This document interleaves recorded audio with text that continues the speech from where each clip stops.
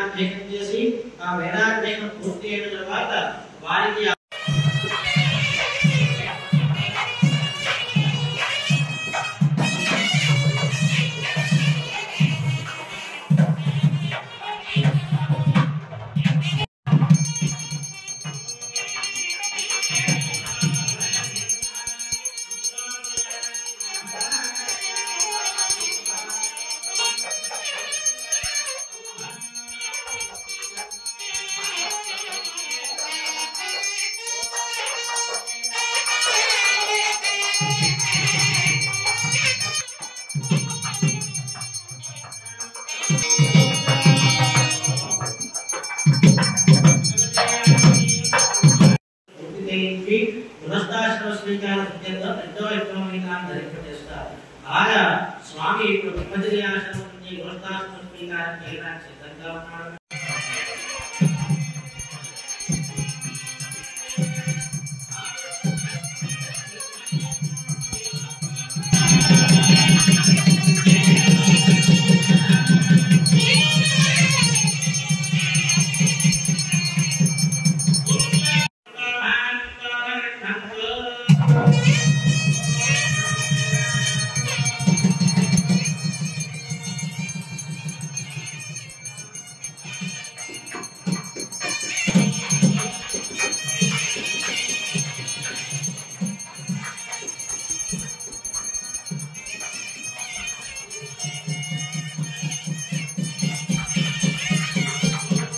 Like చేయండి, share చేయండి, subscribe చేయండి. మరిన్ని వీడియోల కోసం బెల్ సింబల్ పై క్లిక్ చేయండి.